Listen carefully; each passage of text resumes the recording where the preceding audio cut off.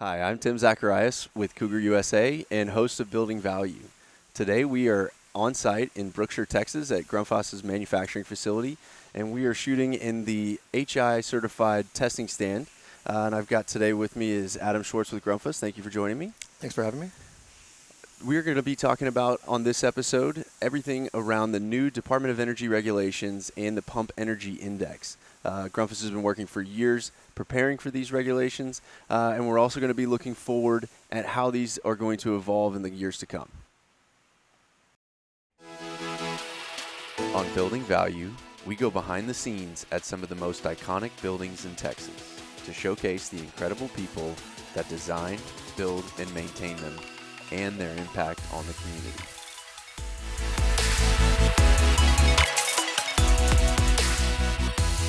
So with the focus on the single stage product group, and as the product manager, that's really one of the places that the DOE, the Department of Energy, is really focusing with their latest regulations that are going to roll out later this month on the 27th of January. So what is the Pump Energy Index, and what is it that you've been working on? Yeah, so this regulation is actually going to hit January 27th, and to your point, Pump Energy Index, PEI as we refer it to, it's basically an efficiency index. And so what the DOE has done is for the product types that are in scope, right? They've basically created a minimum pump efficiency rating. And then your model is basically compared to that. So you'll calculate a pump efficiency rating for your model, compare that to the minimum pump efficiency rating, and that will tell you if you're in compliance or not. And so this regulation is actually largely based off of the European MEI regulation. Okay. So anytime the Department of Energy wants to implement a new regulation, if a global regulation already exists, they try to align to that global regulation as much as possible. These days, almost every manufacturer is a truly international company, Sure. right? So simplifying that process for the manufacturers that are selling both globally and here locally, that's kind of the idea behind that. Yeah, that makes sense. And I guess this was similar to in the commercials or the kind of the consumer space, the Energy Star rating for appliances. Right. It's along those lines, right? Yeah, similar idea, and that's actually where the Hydraulic Institute has actually developed their own program that's based off of the DOE Pump Energy Index.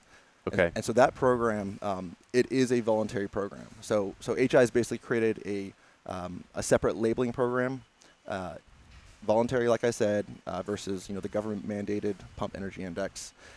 But we, GRUNDFOS is planning to participate in this. I think most manufacturers will choose to participate in it, and there are a few differences there. So the energy rating for Hydraulic Institute, it's really kind of just an inverse of what the PEI is, okay? But they wanted to develop this so that public utilities, power companies could create an easy way to write their rebate schemes based off of these ratings. Okay. It also, one of the key differences here between DOE and HI is to participate in the HI program, you actually have to have third-party lab certification. So you have to be an HI certified lab, which this lab right behind me is. So we have 3 HI certified labs right now that we've been running all of our testing through over the past two years. And then the last thing. One thing I want to mention on the DOE is that's actually self-certification. Okay. Okay. So they don't require you to have a third-party lab certification just for DOE purposes. And then the last real benefit I think I see with this energy rating program is they're creating a way. So the way that pumps are sold in the U.S. Through distribution, we have a lot of partners that will package our pumps with other equipment, controls, drives, right? Mm-hmm. They wanted to create a way for those partners, manufacturers, reps, to be able to generate their own labels based off of if they're going to add a VFD or control system to a regular pump. And so that's fundamentally different from how the DOE is regulated, because only a manufacturer can publish a PEI. Okay. So what is the DOE's goal with the PEI? Right. And so I think with any regulation like this, the real intent here is to eliminate the bottom performing pumps on the market, right? So the worst performing equipment on the market. Whenever DOE gets together with the working group on a regulation like this, they typically will negotiate anywhere from 20 to 30% of the worst performing pumps on the market or worst performing equipment on the market will not comply with the regulation, right? What they agreed to in this case was 25% of the pumps currently sold in the market will not comply. Oh, wow. Yeah. So, and, when you look at the scope of how many pumps that is in the U.S., even just a single building, there's going to be a dozen pumps at least in any building. So the footprint and the amount of energy consumption that is happening with these pumps and the potential to save or reduce the energy through this index and this mandate is huge, right? Yeah. So, and there are a couple things working here, right? So the index and the ratings, right? I think that the real purpose here was to eliminate that bottom performing percentage, right? Mm-hmm. I would actually not recommend we use PEI ratings to make selections. So, okay. So if you're a consulting engineer and you see PEI ratings, right, the lower your PEI value, it's supposed to represent a less consumptive pump, so a more efficient pump, right? So lower PEI, more efficient your pump. However, based off the way it's tested, so it's tested based off a specific load profile. So unless your system or your application out in the field is directly matching that load profile, the PEI index is really not going to give you a good idea of how efficient that pump is for your application. So, I would recommend, still look at your load profile. Where are you operating at on the curve? Because there are situations where, for a given model, it might have a worse PEI than this other model, hitting the same duty point, but it's actually the better selection based off where you're operating on the curve. Sure.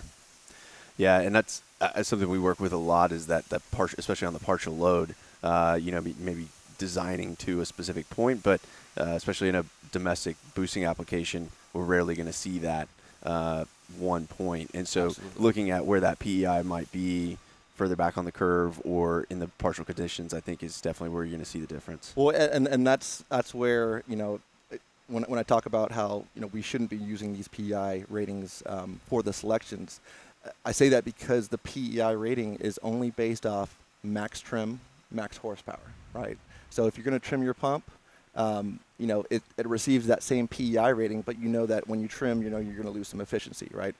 On multi-stages or submersibles, it's a similar idea where you test at 3 stages, every other stage is going to fall under that 3-stage PEI, right? Gotcha. And so, this is where the nuances of how systems work versus how individual pumps are rated, that's going to come into play. Yeah, and I think we could have a whole separate conversation about whether or not we should trim impellers and just go full trim with the horsepower with BFDs. But Absolutely. I think we can for another day. save that one for another day. So how has GRUNDFOS prepared for these new regulations? Yeah, so there's been, we have a global team working on implementing these new regulations. It's been tons of testing. We've probably gone through 2+ years of testing through all of our models. We've certified our HI labs. We've basically had to go through all of our marketing literature, and based off the nuances of how we're now legally required to display some of this information. Right, we've had to update all of that information from curves to just models and price lists. Now we're required to publish PEI ratings wherever performance data is shown. So GRUNDFOS has a huge offering of pumps across all these different applications in a building. Which ones are going to be affected by these PEI regulations starting January 27th? Yeah, so the way the scope's defined, largely based off these EU regulations already in place, but there's basically 5 pump types. So we have a single stage and suction, both closed coupled and frame mounted. Those each count as one pump type. And then, in addition to that, all of them have some other scope requirements based off of the BEP, right? So PEI is tested at max trim on single stage, 3-stage on the vertical multi-stages, and then 9 stages on the submersible turbines. Gotcha. Okay? That PEI for max trim, 3-stage, 9-stage is good for any other trim or stage. Okay? And then so what happens is you take your BEP requirements at either max trim or those stages. If it's within 1 to 200 horsepower at P2, which is your actual shaft power, then it's in scope. If it's outside of the 1 to 200 horsepower, out of scope, does not receive a PEI, right? So fractional horsepower motors, you're not going to see PEIs there, Okay. right? And then the other thing, or the other scope requirements are based off flow and head, right? So it has to be above 25 GPM, below 460 feet. Okay. I mean, but when, within those requirements, that's going to cover a lot of the applications in a commercial building. I mean, Absolutely. that's, your pressure boosting, your hydronic loops. I mean, a lot of these pumps are going to have to be under this PEI rating. So for the installing contractor or the end user, how is this going to affect, how they buy a pump? That's a good question. If do they have to change the pumps that they have now? What is it like for those guys? Right. So ultimately, it's on the manufacturer to make sure what they're selling is in compliance, right? Now, with 25% of the pumps on the market not complying, right, the aftermarket is going to be an interesting case study, right? There's going to be a ton of manufacturers who are going to discontinue entire product lines. Some already have. Some will replace those with new product lines, but we've seen some manufacturers where the replacement product line is not a dimensionally interchangeable product, right? And so, on that, the service side, especially with contractors and end users, they have to know what options they have. And there's some nuances around what they can actually buy, what they can't, what's the service part, what's, a kit to build a pump, right? Because as a manufacturer, I can't sell like a bare shaft pump or a liquid end kit if it does not have a PEI, because the intent there is to build a pump from a bare pump or a liquid end kit. I can, however, sell the end user or contractor service parts to repair that pump. And so I could technically, sell him an impeller kit, a seal kit, and he can go service that pump where it's currently installed, but I can't sell him a kit Complete new that's kit, going to build a new pump. Interesting. So the onus is on the manufacturers to make sure that they're in compliance going forward. Absolutely. To make sure that complete pumps leaving the manufacturer are in compliance with PEI starting January 27th. Absolutely. So with with GRUNDFOS, specifically, the contractors, end users, especially anybody here in Houston that be working with us, can have confidence that what we will be getting will be within PEI, correct? Absolutely. Yes. Awesome. So what are, some other things that just in general anyone in the industry might need to be on the lookout for with these new regulations coming out? Yeah, so I think with any regulation that comes out, there's always going to be some gray areas, right? Where someone interprets it one way, someone interprets it another way, and I think it's going to be something we keep our eye on, especially within this first year, because there are workarounds to this regulation, right? So, one of the goals from the working group was to promote the use of systems and VFDs, and so how they did that was they actually created two different ratings. One rating is a constant load rating, one is a variable load rating. As a manufacturer, I can only sell a variable load rating if I am selling my product with an integrated drive or a VFD packaged with it, right? And so if I have a pump where the constant load PEI does not pass, I could technically throw on a VFD, test it using the variable load test method, and that PEI will more than likely pass, okay? So I could sell that as a packaged unit with a VFD bolted on, getting around this regulation. But what happens is, come replacement time, you can only buy that packaged unit, right? So you have to replace the VFD motor and pump if you want to, get a replacement. Or your only option is going to be to go service that with spare parts.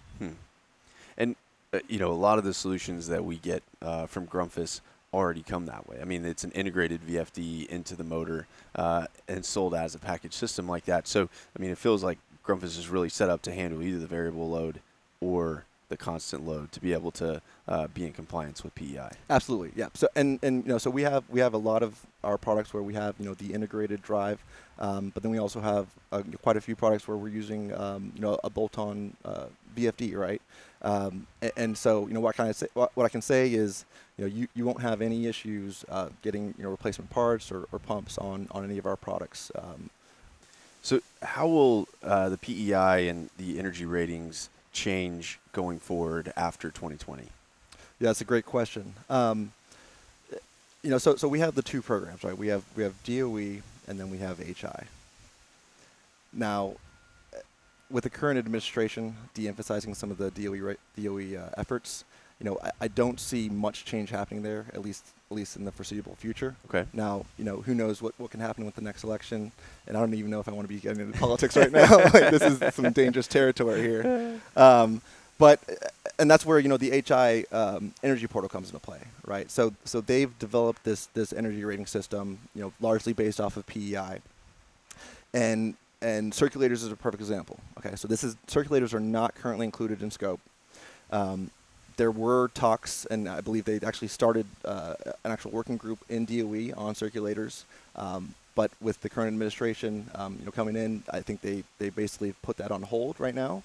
However, HI is moving forward with their own circulator program. Okay. Okay. So, and that's actually supposed to launch this year. Okay. So, for the time being, we have this regulation coming into play, where we have both DOE and HI. I see HI as kind of the one that's going to drive a lot of the new additions to the energy rating program, at least their energy rating program, right? And circulators is a perfect example of that, where they're going to move forward with it without DOE creating a regulation on it. Interesting. Well, it's good to hear, though, to see that there's going to be more products included in that. And I feel, definitely with the circulators that GRUNDFOS is set up to be able to meet or exceed whatever it is that HI comes up with there. So if, we've covered a lot of information today, and there's even a lot more technical details than what we've even been able to get into. So where can people go to be able to find more information? Yeah, that's a great question. So, if you're a nerd and you really want to get into the technical details, I'd recommend actually going Just on. call Adam. He'd be happy to go through it with you. There you go. No, I'd recommend actually going to the Department of Energy website. Okay. If you really want to take a look at the regulations. The HI Energy Portal, they also have some great, FAQ sections on both, PEI and ER. But we've also set up our own page dedicated to this regulation. So if you go to grundfos.us/DOE, you'll be able to find a lot of good literature there, taking you through some of the details of the regulation. And then, really any of our selection software, that'll also help you with regards to PEI. Well, that's all we have for today's episode. I really want to thank you for coming on the show, Adam. No problem. Yeah, and also want to thank you for hosting us in this great facility out here in Brookshire, Texas. Also want to thank everyone for watching the show today. If you want to stick around after the credits to get to know Adam a little bit better, please do that. Otherwise, we'll see you on the next episode of Building Value.